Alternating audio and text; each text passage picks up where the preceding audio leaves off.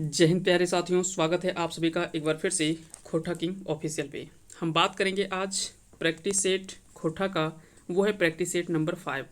इससे पहले हम 4 प्रैक्टिस सेट को कवर कर चुके हैं। हालांकि इससे पहले हमने कई सारे महत्वपूर्ण प्रैक्टिस सेट जो वो अलग अलग जो वो क्लासेस के लिए हमने प्रोवाइड किया है, लेकिन हम बात करेंगे आज मिक्स्ड प्रश्नों में से। ज़्यादातर आपके जो होंगे वो मिक्स्ड टाइप के प्रश्न होंगे।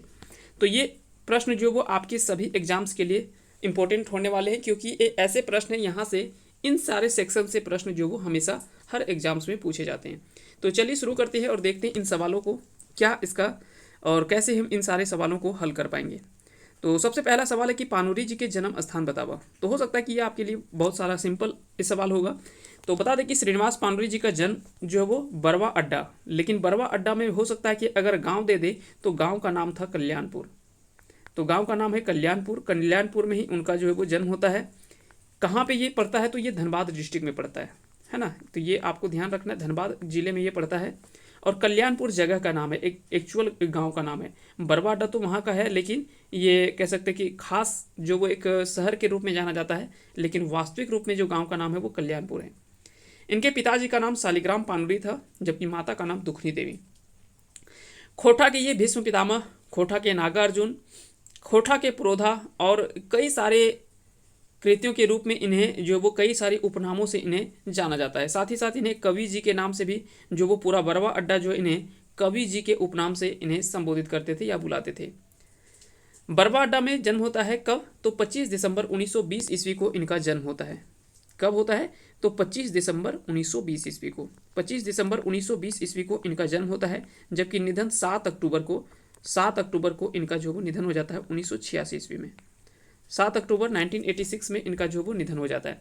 25 दिसंबर को इनके जन्म दिवस के शुभ अवसर पर जो वो खोटा दिवस के रूप में मनाया जाता है, क्योंकि बता दें कि खोटा के ये आधार स्तंभ के रूप में माने जाते हैं, क्योंकि खोटा को इस लेवल तक लाने में जो सबसे ज़्यादा अहम योगदान माना जाता है वो श्रीनिवास पानुरी जी का ही माना जाता है।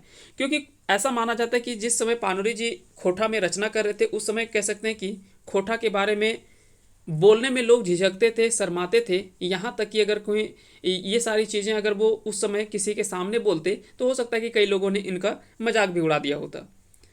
लेकिन धीरे धीरे इन चीज़ों पर इन्होंने कार्य करना बंद नहीं किया और लगातार जो वो लिखते चले गए। लेकिन कहीं ना कहीं जो है वो साहित्य के रूप में छपने के लिए और कार्य करने के लिए इन्होंने 1946 ईस्वी के लगभग में इन्होंने जो वो शुरुआत की है।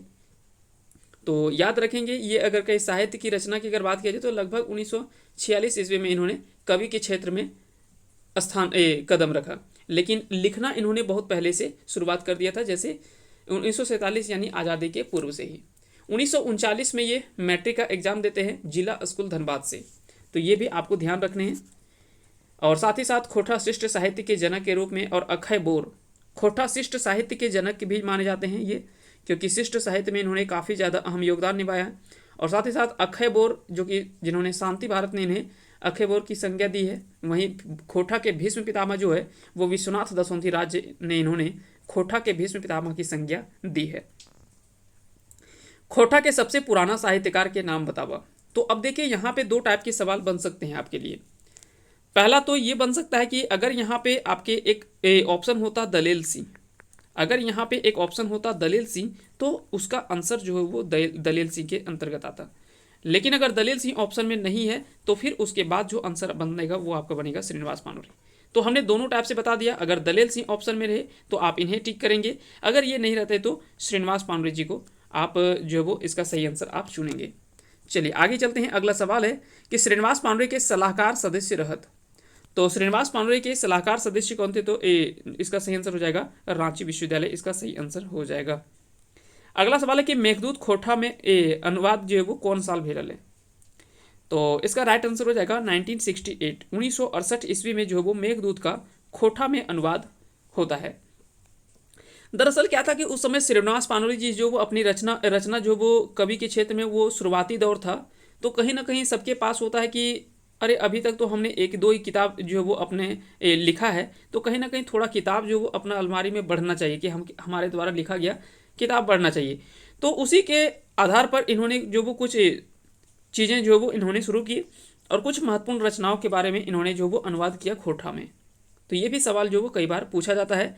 तो इन सारी चीज़ों को आप ज़रूर ध्यान रखेंगे। तो ये आप याद रखेंगे कि मेघदूत जो वो खोटा में अनुवाद किया गया काव्य है। हालांकि वास्तविक इसके लेखक तो आप सभी को पता ही है। तो चलिए आगे बढ़ते हैं, अगले सवाल की ओर देख लेते हैं। अगला सवाल है कि मेघदूत अनुवाद किए करलहत। तो मेघदूत का अनुवाद किसके द्वारा किया गया? तो श्रीनिवास पांडे जी के द्वारा किया गया है। तो इससे पहले चर्चा कर चुके हैं। चलिए आगे बात करते हैं, अगले सवाल की ओर बढ़ते हैं। मंझियक फायर टूट गेले, यह कविता जो वो किसके द्वारा लिखा गया है? तो यह कविता जो है वो श्रीनिवास पांडे जी के द्वारा लिखी गई कविता है। मंझियक फार टूट गेल। फार यहाँ पे किसको बोला जाता है? तो हल में जो है वो आगे में लोहा जो लगा होता है, लोहा लगा होता है, उसी को फार कहा जाता है। तो मंझियक हार टूट फार टूट गेल, टूट गेल है। तो वो हर कैसे जोतता, तो उसी के बारे में यहाँ पे यह कविता जो है वो लिखा गया है इन्हीं के द्वारा, श्रीनिवास पांडे जी के द्वारा। श्रीनिवास पानोरी स्मृति सम्मान पहिल केकरा मिलल है। अब देखिए यहाँ से हो सकता है कि एक थोड़ा विवादित टाइप से प्रश्न बनता है, लेकिन फिर भी आप इन चीज़ों को याद रखेंगे। कहीं पे आपको इसका आंसर जो वो महेश गोलवार मिलता है, ठीक है, कहीं पे ये मिलता है, कहीं पे आपको ये ऑप्शन मिलेगा। लेकिन याद रखेंगे श्रीनिवास पानोरी स्मृति सम्मान जब शुरुआत होती है तो शुरुआत में कहीं ना कहीं जो वो 6 लोगों को दिया गया था। तो वो 6 नाम आप चाहे तो 6 का नाम याद रख सकते हैं, और नहीं तो फिर कम से कम जो 1-2 व्यक्ति हैं उनके बारे में तो आप ज़रूर याद रख सकते हैं। तो इनके बारे में आप ज़रूर याद रखेंगे। साथ ही साथ एक नाम और याद रखेंगे इसमें, गीता वर्मा के बारे में। चलिए अगला सवाल देख लेते हैं। तो इसका सही आंसर हो जाएगा, और यहाँ पे ऑप्शन के अकॉर्डिंग यहाँ तो ऑप्शन ए हो जाएगा इसका सही आंसर, महेश गोलवार, क्योंकि ज़्यादातर जगह पे आपको यही आंसर मिलता है कि महेश गोलवार जी को पहला श्रीनिवास पानोरी स्मृति सम्मान जो वो मिला है। लेकिन सच्चाई है कि एक साथ जो वो छः लोगों को जो वो श्रीनिवास पानोरी सम्मान जो वो सम्मानित किया गया था। खोटा भीष्म पितामह के नाम बतावा। तो खोटा के भीष्म पितामह जो श्रीनिवास पानोरी को कहा जाता है, और यह जो वो पहली बार किसने यह शब्द कह करके पुकारा था? तो विश्वनाथ दसौंधी राज ने, विश्वनाथ दसौंधी राज ने जो है वो श्रीनिवास पानोरी को, विश्वनाथ दसौंधी राज ने इन्होंने जो है वो सबसे पहले खोटा के भीष्म पितामह के नाम से जो वो श्रीनिवास पानोरी को पुकारा था।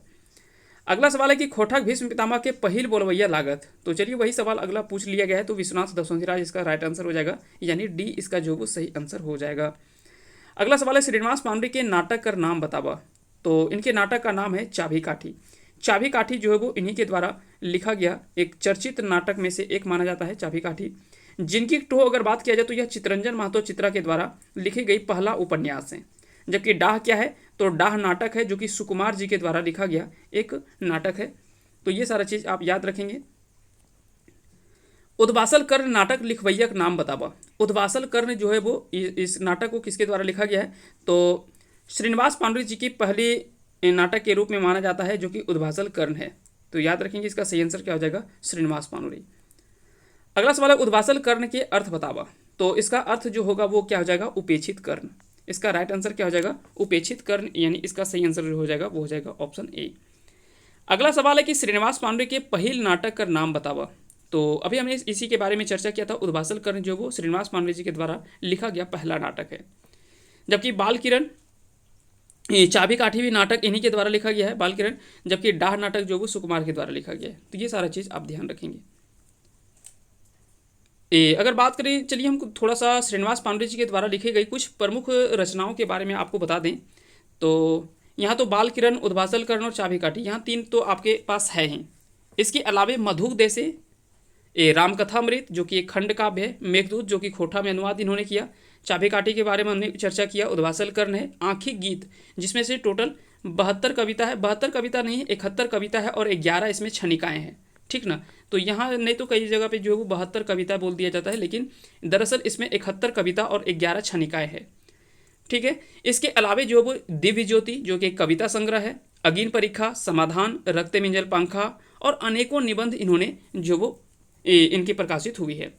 कुछ इनकी अप्रकाशित रचनाएं हैं जैसे परिजात, अपरिजात, मोहमंग, हमर गाँव, भ्रमर गीत, युगे गीत, छोटो जी जो कि एक हास्य व्यंग है, मेरे गीत, माला फूल, अजनास, ये कुछ इनकी अप्रकाशित रचनाएं हैं जो कि प्रकाशित अभी तक नहीं हुई है। अन्य में अगर बात करें तो झींगा फूल, मातृभाषा, किसान, कुसमी, इनकी कुछ अन्य रचनाएं हैं। वहीं पत्रिकाओं में अगर बात करें तो मातृभाषा, खोटा और तितकी ये 3 पत्रिका जो धनबाद से प्रकाशित होते थे, इनके संपादक के रूप में इन्होंने जो वो कार्य किया है श्रीनिवास पानुरी जी के द्वारा। चलिए आगे बात करते हैं अगले सवाल की ओर। अगला सवाल है कि श्रीनिवास पानुरी के बाल किरण प्रकाशित भेल रहे। तो बाल किरण जो वो प्रकाशित कब हुआ था, तो इसका जो सही आंसर हो जाएगा वो हो जाएगा आपका ऑप्शन सी, यानी 1956 ईस्वी में। 1956 ईस्वी में जो है वो बाल किरण जो वो प्रकाशित हुआ था। तो इसका सही आंसर क्या, बाल किरण किसकी रचना है, तो श्रीनिवास पानुरी की है। तो ये दोनों सवाल आप ध्यान रखेंगे। अगला सवाल देख लेते हैं। अगला सवाल है कि बाल किरण के लिखलहत। तो बाल किरण किसके द्वारा लिखा गया है, श्रीनिवास पानुरी जी के द्वारा लिखा गया। ये चर्चित रचनाओं में से एक माना जाता है बाल किरण। बरवा अड्डाक अखय बोर की लागे। तो बरवा अड्डाक अखय बोर, अगर इसकी बात किया जाए तो यह तो क्या है, यह एक संस्मरण है। बरवा अड्डाक अखय बोर यह शांति भारत जी के द्वारा लिखा गया एक संस्मरण है। ठीक है, तो लिखा किसने है, तो शांति भारत ने। पहला तो आपको ये याद रखना है इस संस्मरण के बारे में, किसके लेखक कौन है, तो शांति भारत हैं। यहाँ से एक और सवाल जो वो सबसे ज़्यादा चर्चित सवाल पूछा जाता है, वो शांति भारत जी के साथ में कौन कौन और 2 व्यक्ति गए थे जो कि बरवा अड्डाक अखय बोर श्रीनिवास पानुरी जी से मिलने के लिए। तो यहाँ से 2 सवाल आप याद रखेंगे, एक तो है दोनों नाम याद रखेंगे, एक तो है शिवनाथ प्रमाणिक और दूसरा है बंसीलाल बंसी। ठीक है, ये दोनों नाम आप याद रखेंगे, बंसीलाल बंसी और शिवनाथ प्रमाणिक। ये दोनों जो वो शांति भारत के साथ में मिल करके ये गए थे। और साथ ही साथ खोटा के एक सबसे ज़्यादा चर्चित सवाल पूछा जाता है कि खोटा के त्रिमूर्ति के रूप में किसे जाना जाता है, तो शांति भारत, शिवनाथ प्रमाणिक और बंसीलाल बंसी, ये तीनों को जो है वो खोटा के त्रिमूर्ति के रूप में भी जाना जाता है। तो बरवा अड्डाक अखय बोर क्या है, तो यह एक संस्मरण है। तो इसका जो सही आंसर हो जाएगा वो हो जाएगा आपका ऑप्शन नंबर ए। अगला सवाल है कि बरवा अड्डाक अखय बोर इसकी रचना किसके द्वारा किया गया है। तो अभी हमने इसके बारे में चर्चा किया, शांति भारत जी के द्वारा यह लिखा गया एक संस्मरण है। और साथ ही साथ संस्मरण में छपने वाला सबसे पहला जो संस्मरण माना जाता है वो 2 संस्मरण है। कौन सा है, एक तो है बरवा अड्डाक अखय बोर जो कि शांति भारत की रचना है, और एक तो है उड़ गेलक फुलवा रह गेलक बास जो कि गोविंद महतो जंगली जी के द्वारा लिखा गया जो वो संस्मरण है। ये दोनों संस्मरण जो वो कब छपता है, तो 1989 में एक पुस्तक प्रकाशित हुआ था, खोटा गद्यपद्य संग्रह। खोटा गद्यपद्य संग्रह जब ये पुस्तक प्रकाशित होता है, जो कि कह सकते हैं कि इस पुस्तक में जो वो कई सारे गद्य और पद्य दोनों रचनाओं को इसमें शामिल किया गया था। इसमें से 14 जो वो टोटल अगर बात किया जाए तो टोटल इसमें 14 जो है वो गद्य रचनाएं हैं खोटा गद्यपद्य संग्रह में, और लगभग जो है वो 23 ठो कविता है। अब ये 14 गद्य रचनाओं में क्या क्या है, तो 4 ठो कहानी है, 3 ठो जो है वो लेख है, फिर 2 ठो संस्मरण है, एक यात्रा वृत्तांत है। इस तरह से चीज़ें जो वो इसमें शामिल किया गया है। एक ठो फिर क्या बोल सकते हैं जीवनी है, 2 ठो जीवनी है उसमें, और एक नाटक है, डाह नाटक है। तो इस तरह से कई सारी चीज़ों को इसमें शामिल किया गया। टोटल 14 इसमें जो वो गद्य रचना है और 23 ठो इसमें कविता है, जिसको पद्य रचना के अंतर्गत हम रखते हैं। तो बरवा अड्डाक अखय बोर रचना ककर लागे, तो शांति भारत के लागे। तो इसका यहाँ सकते सब कुछ आपको क्लियर हो गया होगा। चलिए आगे चलते हैं। अगला सवाल है कि खोटा साहित्य के पुरोधा पानुरी जी। तो थोड़ी देर पहले हमने बात किया था कि खोटा साहित्य के पुरोधा के नाम से भी जाने जाते हैं श्रीनिवास पानुरी। तो यह भी सवाल जो वो आपसे पूछा जा सकता है। तो खोटा साहित्य के पुरोधा पानुरी जी कौन के रचनाकार के लग थे। तो इस रचना को किसके द्वारा लिखा गया है, तो याद रखेंगे इसका जो सही आंसर हो जाएगा वो हो जाएगा विश्वनाथ दशौंधी राज। विश्वनाथ दशौंधी राज जी के द्वारा ही लिखा गया खोटा साहित्य के पुरोधा पानुरी जी। तो इसका राइट आंसर क्या हो जाएगा, ऑप्शन नंबर सी इसका जो वो सही आंसर हो जाएगा। अगला सवाल है कि खोटा साहित्य के पुरोधा पानुरी जी की लागे। अगर बात किया जाए तो यह रचना जो है वो खोटा साहित्य के पुरोधा पानुरी जी, यह जो लिखा गया है वह वास्तविक रूप में क्या है, उपन्यास है, संस्मरण है, कविता है या निबंध है। तो इसका सही आंसर हो जाएगा संस्मरण है। खोटा साहित्य के पुरोधा पानुरी जी यह एक संस्मरण है और विश्वनाथ दशौंधी राज जी के द्वारा यह लिखा गया संस्मरण है।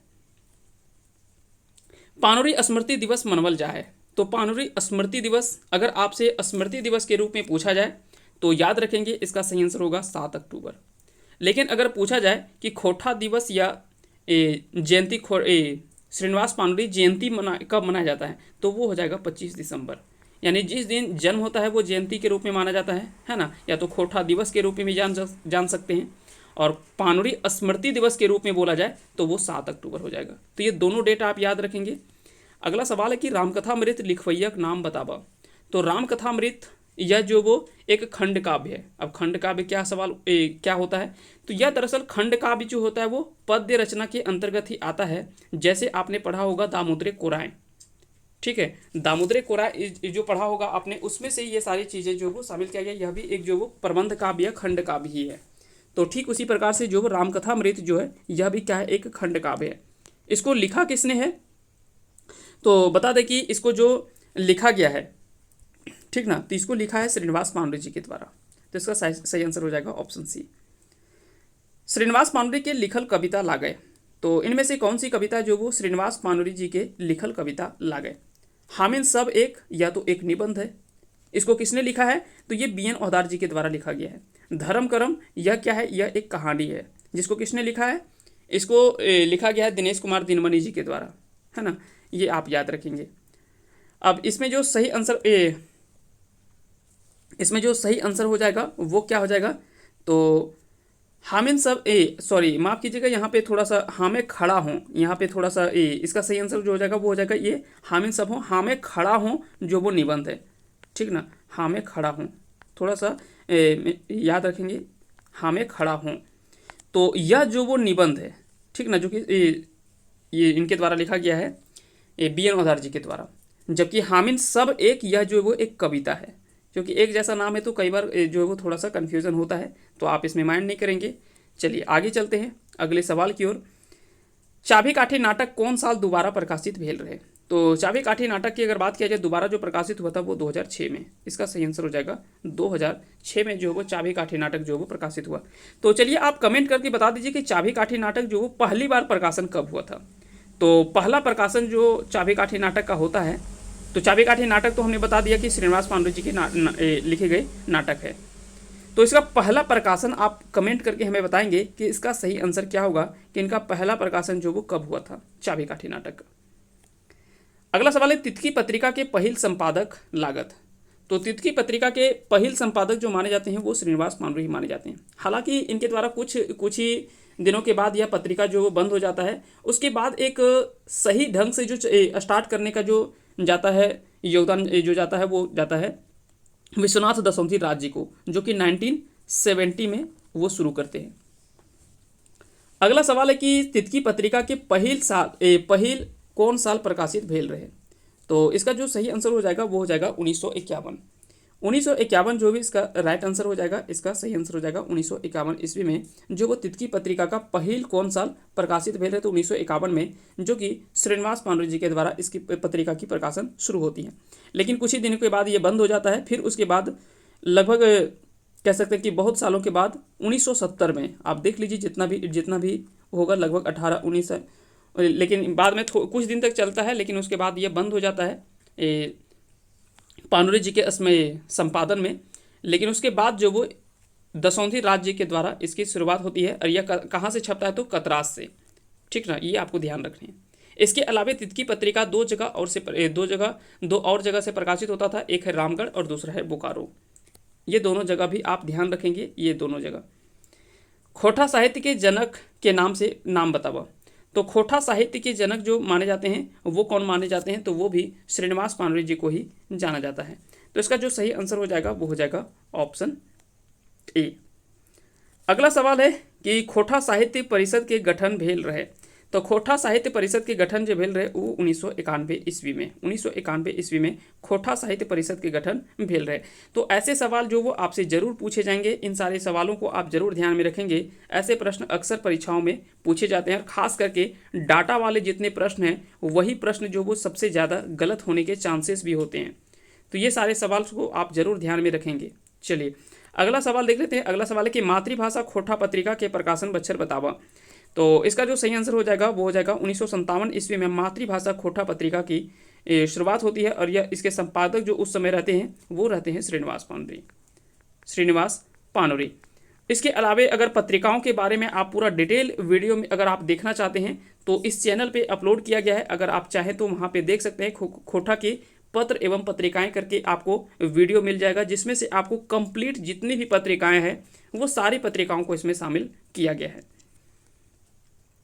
पांडे जी की रचना लागय, इनमें से बताना कि इनमें से कौन सी रचना जो वो श्रीनिवास पांडे जी के द्वारा लिखा गया है। तो मेघदूत, उद्वासल कर्ण और दिव्य ज्योति, ये तीनों रचनाएं जो वो श्रीनिवास पांडे जी की रचना है।